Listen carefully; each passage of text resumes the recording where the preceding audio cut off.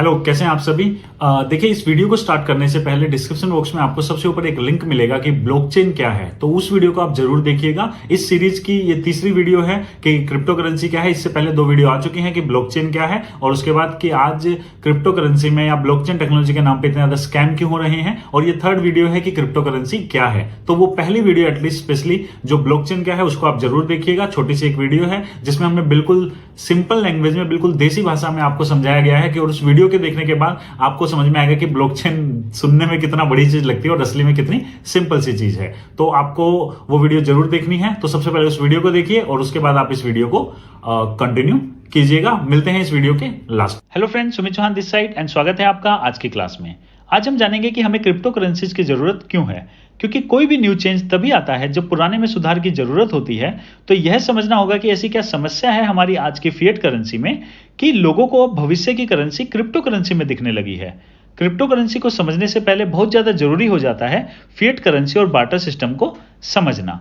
Fiat currency उस currency को कहते हैं जो गवर्नमेंट के द्वारा प्रिंट की जाती है। जैसे हमारे भारत देश की फिएट करेंसी रुपया है, वैसे ही अमेरिका की फिएट करेंसी है डॉलर। अब जानते हैं बार्टर सिस्टम को। बार्टर सिस्टम सामान खरीदने का एक सबसे पुराना तरीका है, जहां लोग सामान के बदले दूसरा सामान लेते थे। जैसे कि गेहूं के बदले चावल एक्सचेंज कर लेना। कुछ साल पहले तक भी बार्टर सिस्टम का उपयोग भारत में देखा जा सकता था। बार्टर सिस्टम की सबसे बड़ी अच्छाई यह थी कि यहां हम अपनी करेंसी खुद बनाते थे और फिर डिमांड एंड सप्लाई का बेनिफिट हमें मिलता था। अगर आपने कपास उगाया और उस साल कपास की खेती कम हुई तो उसकी सप्लाई कम हो जाएगी मार्केट में।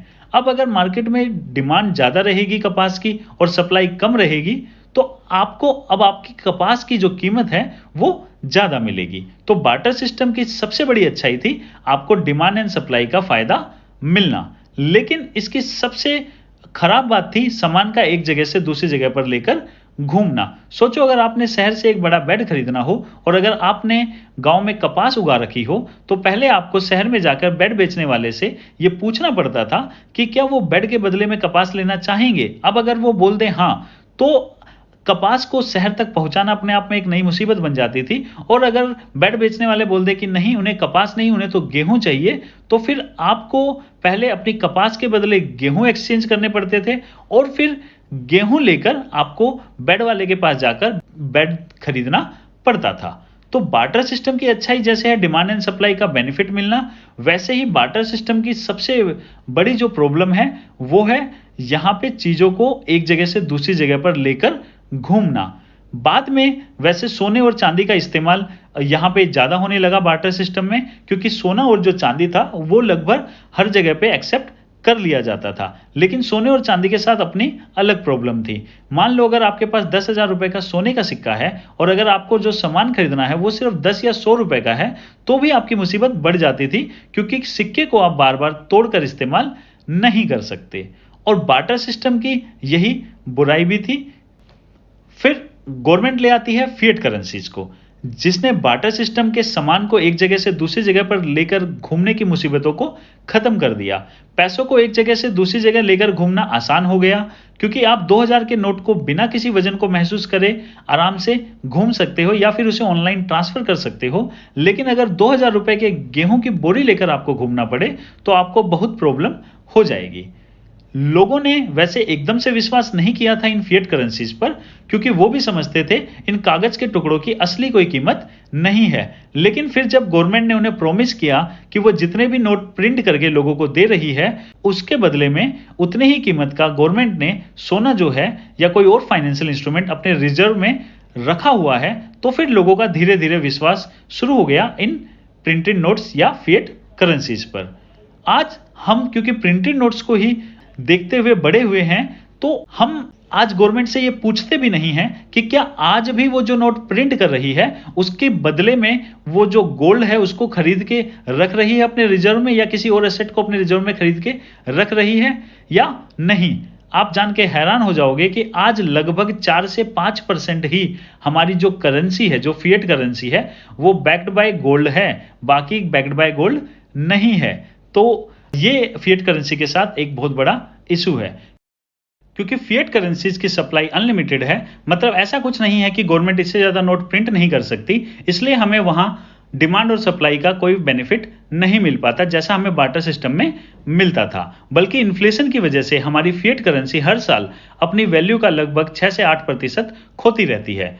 तो इस फिएट करेंसी की सबसे बड़ी जो प्रॉब्लम है वो यही है कि इसकी जो सप्लाई है वो अनलिमिटेड है और इन्फ्लेशन जो है वो इसकी वैल्यू को कम करता रहता है। मतलब फिएट करेंसी हमें आसानी से पैसे ट्रांसफर करने की फैसिलिटी तो प्रदान करती है, लेकिन बदले में ये लोगों को हर रोज सालाना लगभग 6 से 8% या उससे भी ज्यादा की दर से गरीब भी बनाती है। जैसे डिमांड और सप्लाई का प्रिंसिपल बार्टर सिस्टम का सबसे बड़ा फायदा था, लेकिन सामान को एक जगह से दूसरी जगह पर लेकर घूमना उसका सबसे बड़ा नुकसान था, वहीं फिएट करेंसी का सबसे बड़ा फायदा है आसानी से पैसों का ट्रांसफर हो पाना, लेकिन इसका सबसे बड़ा नुकसान है इसकी कीमत का हर साल 6 से 8% कम हो जाना। क्रिप्टो करेंसीज में हमें बार्टर सिस्टम के डिमांड एंड सप्लाई का फायदा मिलता है। इसका सबसे अच्छा उदाहरण है बिटकॉइन का, जिसकी डिमांड बढ़ने से उसकी जो कीमत है पिछले 10 साल में 20 रुपए से बढ़कर आज 2021 में 20 लाख रुपए को भी क्रॉस कर चुकी है। लेकिन इसका मतलब ये बिल्कुल नहीं है कि आप किसी भी कूड़ा कचड़ा कॉइन या टोकन में इन्वेस्ट कर दो ये सोचकर कि वो भी बिटकॉइन की तरह बढ़ जाएगा। साथ ही क्रिप्टो करेंसीज हमें इजी टू ट्रांसफर फंड्स वाला जो फिएट करेंसीज का फायदा था वो भी फिएट करेंसीज से भी अच्छे तरीके से प्रदान करती हैं, क्योंकि रुपया तो आप आसानी से किसी एक देश में ही ट्रांसफर कर सकते हैं, लेकिन क्रिप्टो करेंसी को आप पूरी दुनिया में किसी को भी ट्रांसफर कर सकते हैं, वो भी पूरी ट्रांसपेरेंसी और प्राइवेसी के साथ। हम यह कह सकते हैं कि क्रिप्टो करेंसीज में बार्टर सिस्टम और फिएट करेंसी दोनों के फायदे हैं, लेकिन क्रिप्टो के ये फायदे उसके असली फायदों का 1% भी नहीं है, जिसे हम हमारी इस सीरीज में डिस्कस करते आ रहे हैं और आगे भी करते रहेंगे, वो भी बिल्कुल सरल भाषा में। अब एक नई सोच दुनिया में बहुत तेजी से आगे आ रही है कि एक ऐसी करेंसी हो जिसमें बार्टर सिस्टम और फिएट करेंसी दोनों के फायदे हों। एक ऐसी करेंसी जो एक देश की ना हो बल्कि पूरी दुनिया की हो। पिछले कुछ सालों में टर्की की fiat currency Turkish lira dollar के मुकाबले 8 गुना गिर गई। मतलब टर्की के लोग बिना खुद की कोई गलती के यूएसए के लोगों की तुलना में 8 गुना गरीब हो गए। देखिए, फिएट करेंसी की सबसे ज्यादा खराब बात यह है कि अगर किसी देश की सरकार की गलतियों से उस देश की करेंसी की वैल्यू गिर जाती है तो उस देश के नागरिकों को भी इसकी सजा मिलती है। हम अगर वेनेजुएला का उदाहरण लें तो और भी डरावना है। वेनेजुएला गवर्नमेंट की गलती से वहां के लोग इतनी जल्दी गरीब हुए जिसकी वो कल्पना भी नहीं कर सकते थे। सोचिए 2014 में अगर आपको एक ब्रेड का पैकेट 10 रुपए का मिल रहा हो, लेकिन उसी ब्रेड के पैकेट के लिए 2021 में आपको 2 लाख रुपए देने पड़े तो आपकी क्या हालत होगी। यही हो रहा है अभी वेनेजुएला के लोगों के साथ, जिसमें उनकी खुद की कोई गलती भी नहीं है। अब हमारे भारत देश की फिएट करेंसी रुपया ही देख लेते हैं। 1947 में एक यूनाइटेड स्टेट डॉलर लगभग भारत के 4 रुपए के बराबर था, जो आज बढ़कर 74 रुपए का हो गया है। मतलब अगर आप एमबीए की पढ़ाई के लिए 1947 में यूएसए जाते और आपके कोर्स की फीस अगर 50,000 यूनाइटेड स्टेट डॉलर होती तो आपको भारत के हिसाब से सिर्फ 2 लाख रुपए देना पड़ता। लेकिन आज 2021 में उसी 50,000 यूनाइटेड स्टेट डॉलर के लिए 2 लाख नहीं बल्कि 37 लाख रुपीस देने पड़ रहे हैं। तो आपको समझ आ गया होगा कि आपको फिएट करेंसी की वजह से कितना नुकसान हो रहा है। 1947 के हिसाब से 2 लाख रुपए में जो कोर्स होना चाहिए था, आज भारत की फिएट करेंसी के कमजोर होने की वजह से हमें उसी कोर्स के लिए 37 लाख रुपए खर्च करने पड़ रहे हैं। मतलब भारत के लोग यूएसए के लोगों के मुकाबले 20 गुना गरीब हो गए बिना उनकी खुद की कोई गलती के। यही आज की फिएट करेंसी की सबसे खराब बात है,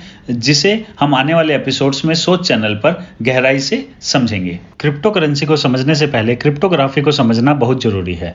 क्रिप्टोग्राफी एक तरीका है जानकारी की रक्षा करने का और कोड्स की मदद से बात करने का, ताकि जिसके लिए वो जानकारी हो सिर्फ वही उसे पढ़ सके और उसका इस्तेमाल कर सके। यहाँ क्रिप्ट का मतलब है छिपा हुआ और ग्राफी का मतलब है लेखन। पुराने जमाने में लोग जब एक जगह से दूसरी जगह महत्वपूर्ण संदेश भेजा करते थे तब इसी क्रिप्टोग्राफी का ही उपयोग किया जाता था। संदेश ले जाने वाले को जो संदेश लिख कर दिया जाता था उसे सिर्फ वही पढ़ सकता था जिसके पास उसे पढ़ने की कुंजी हो।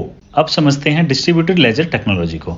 वित्तीय लेन देन का लेखा जोखा देने वाली पुस्तिका, जिसे बही खाता भी कहा जाता है, उसी को लेजर कहा जाता है। ब्लॉकचेन के नेटवर्क पर हर कंप्यूटर एक पार्टिसिपेंट होता है। जो डिसेंट्रलाइज्ड डेटाबेस बहुत सारे पार्टिसिपेंट द्वारा संभाला जाता है उसे डिस्ट्रीब्यूटेड लेजर टेक्नोलॉजी कहते हैं। चलिए अब समझते हैं डबल स्पैन अटैक को। देखो, आपके बैंक में अगर 1 लाख रुपए है तो आप चाह कर भी उससे ज्यादा खर्च नहीं कर सकते, क्योंकि बैंक लेजर आपको करने नहीं देगा। लेकिन डिसेंट्रलाइज क्रिप्टो करेंसीज में क्योंकि कोई सेंट्रल अथॉरिटी नहीं होती जो लेजर को देखे, इसलिए कोई एक ही कॉइन को 5 बार उसकी डुप्लीकेट कॉपी बनाकर लोगों को भेज सकता है और ओरिजिनल कॉइन खुद के पास रख कर लोगों के साथ फ्रॉड कर सकता है। इसको डबल स्पेन अटैक बोलते हैं, मतलब एक ही पैसे को एक से ज्यादा बार इस्तेमाल करके फ्रॉड करना। खुशी की बात यह है कि क्रिप्टो करेंसीज में डिस्ट्रीब्यूटेड लेजर टेक्नोलॉजी की वजह से डबल स्पेन अटैक को रोक दिया जाता है। अब देखिए, हमने अभी तक समझा कि क्रिप्टोग्राफी क्या है, डिस्ट्रीब्यूटेड लेजर टेक्नोलॉजी क्या है और साथ ही साथ डबल स्पेन अटैक क्या होता है, और हमने जाना कि फिएट करेंसी और बार्टर सिस्टम का फायदे क्या हैं और फिएट करेंसी और बार्टर सिस्टम के नुकसान क्या हैं। तो अब इन सब चीजों को जानने के बाद हम क्रिप्टो करेंसी को बहुत ही इजी तरीके से समझ सकते हैं। तो चलिए बात करते हैं कि क्रिप्टो करेंसी क्या होती है। क्रिप्टो करेंसी एक डिजिटल करेंसी है जिसे क्रिप्टोग्राफी के द्वारा सुरक्षित किया जाता है, जिसको डबल स्पेंड करना असंभव होता है। हम कह सकते हैं कि क्रिप्टो करेंसी ब्लॉकचेन टेक्नोलॉजी पर आधारित डिसेंट्रलाइज्ड नेटवर्क है जो कि डिस्ट्रीब्यूटेड लेजर टेक्नोलॉजी का इस्तेमाल करता है। क्रिप्टो करेंसी की एक विशेषता यह है कि इसे आमतौर पर कोई भी सेंट्रल अथॉरिटी इसको इशू नहीं करती है। इसकी वजह से ये गवर्नमेंट के द्वारा मैनिपुलेट नहीं किया जा सकता। आशा करता हूं दोस्तों आपको ये वीडियो समझ में आई होगी और आपको बहुत अच्छे से क्लियर हो गया होगा कि क्रिप्टो करेंसी क्या है और कैसे क्रिप्टो करेंसी में बार्टर सिस्टम का डिमांड एंड सप्लाई का एडवांटेज है, साथ ही साथ जो फिएट करेंसी है उसका इजी टू मूव अराउंड वाला बेनिफिट भी दोनों ही इसके अंदर है। और सबसे अच्छी बात, इसको कोई भी गवर्नमेंट या कोई भी सेंट्रल अथॉरिटी जो है इसको मैनिपुलेट नहीं कर सकती है, तो इसलिए बहुत ज्यादा जरूरी हो जाता है और इसलिए इसको एज ए फ्यूचर करेंसी बोला जाता है। और साथ ही हमने 2 चीजें सीखी होंगी कि नॉर्मली बैंक में क्या होता है, अगर बैंक के थ्रू मैं ट्रांजैक्शन करता हूं और मेरे पास 100 रुपए और मैंने किसी को 50 रुपए भेज दिए, तो वो बैंक की जो सेंट्रल अथॉरिटी है वो उसका लेजर जो बैंक का होता है वो मैनेज करता है कि अब मेरे पास 50 ही बैलेंस रखा हुआ है। लेकिन क्रिप्टो के अंदर तो ऐसा कोई सेंट्रल अथॉरिटी नहीं है, तो कोई क्रिप्टो के अंदर कॉइन का अगर 5 बार 6 बार उसी की कॉपी बना के 5-6 लोगों को भेज दे, ऐसा हो सकता है, जिसको हम डबल स्पेंड अटैक बोलते हैं। लेकिन ऐसा नहीं हो सकता because of distributed laser technology. तो डिस्ट्रीब्यूटेड लेजर टेक्नोलॉजी में जो बैंक का काम होता है कि 100 गया तो 50 रह गया, अगर 100 में से 50 गया तो 50 रह गया, तो ये सारा का सारा जो काम है, पूरा का पूरा लेजर जो है वो एक डिसेंट्रलाइज्ड लेजर टेक्नोलॉजी के द्वारा मेंटेन की जाती है। और जो ये सारे के सारे जो कंप्यूटर्स होते हैं, जिनका ये सारे के सारे कंप्यूटर जो है एक तरीके से ये इसको जो मैनेज करते हैं, ये एक डिसेंट्रलाइज्ड वे में इसको मैनेज करते हैं और हमारे को ये फैसिलिटी प्रोवाइड करते हैं, जिसकी वजह से डबल स्पेंड अटैक खत्म हो जाता है और साथ ही साथ हम जो है बिना किसी सेंट्रल अथॉरिटी के भी क्रिप्टो करेंसी जैसी करेंसीज को रन कर पाते हैं और आज वो एग्जिस्टेंस में है। तो दोस्तों देखिए, इस सीरीज को जरूर देखिएगा। एक चीज याद रखनी है हमें कि एक एजुकेटेड इन्वेस्टर ही एक्चुअल इन्वेस्टर होता है। किसी और की सुन के इन्वेस्ट करना कहीं ना कहीं गैम्बलिंग होता है, जुआ खेलना होता है। तो आपको जुआ नहीं खेलना, आपको अपने आप को एजुकेट करना है, बिकॉज एजुकेट करके जो इन्वेस्ट करता है वही रियल इन्वेस्टर होता है। और साथ ही साथ आज स्पेशली क्रिप्टो स्पेस के अंदर बहुत सारे स्कैम चल रहे हैं। किसके नाम पे? कोई आएगा आपके पास आके बोलेगा ब्लॉकचेन क्रिप्टो करेंसी माइनिंग दे दो 1 लाख रुपए। कूड़ा कचरा कोई कॉइन उठा के आपको बोलेगा ये कॉइन की माइनिंग हो रही है, ये कल की डेट में 100 गुना हो जाएगा, आप हमारे को लाखों लाखों दे दो। लोग 5-5, 7-7, 8-8 लाख रुपए उनमें लगा रहे हैं। तो ऐसे स्कैम से आपको दूर रहना है। कोई भी आपके सामने आके माइनिंग के नाम पे आपसे पैसे मांगता है किसी भी कॉइन से रिलेटेड, तो आप समझ लीजिए वो प्योर 101% स्कैम है। मेरे से इंस्टाग्राम पे पूछने की भी जरूरत नहीं है, बट फिर भी अगर आप पूछना चाहते हो मेरे से तो डिस्क्रिप्शन बॉक्स में आपको इंस्टाग्राम एंड जो हमारा टेलीग्राम चैनल है उसका लिंक मिल जाएगा, तो उसको आप जरूर ज्वाइन कर लेना। उस पर हम धीरे धीरे और बहुत सारी अपडेट शेयर करते रहेंगे। और उसके अलावा बहुत सारे ऐसे कॉइन आएंगे जो आपको आके बोलेंगे मेरा ना एबीसी कॉइन ले लो, बदले में आप इथेरियम दे दो, बिटकॉइन दे दो। आपसे अच्छे कॉइन लेके आपको कूड़ा कचरा कॉइन बेचने की कोशिश करेंगे। तो और पता क्या बोलेंगे, हमारा कूड़ा कचरा ना 100 गुना हो जाएगा। तो उनको बोलना अगर 100 गुना हो जाएगा तो अपने पास ही रख ले, फिर हमारे को देखने की क्या जरूरत है। कि एक्चुअल में वो सारे के सारे कुछ नहीं होना उनका, वो सिर्फ और सिर्फ कूड़ा कचरा कॉइन आज के टाइम पे 20-25 हजार रुपए में बना के लोगों से फिर कोई माइनिंग के नाम पे करोड़ों रुपए लूट रहा है लोगों का। कोई क्या बोलते हैं, कूड़ा कचरा कॉइन निकाल के और बोल रहा है कि मैं हमारा भी कल ये लॉन्च हो जाएगा, वो लॉन्च हो जाएगा, इसके नाम पे लोगों से करोड़ों रुपए लूट रहा है। और कुछ इस सीरीज के अंदर हम डिटेल में इन सब चीजों के ऊपर वीडियोस लेके आते रहेंगे और इस पूरी की पूरी सीरीज को देखने के बाद आप एक एजुकेटेड तरीके से इन्वेस्ट कर पाएंगे और एक एजुकेटेड इन्वेस्टर ही एक्चुअल इन्वेस्टर होता है। Thank you.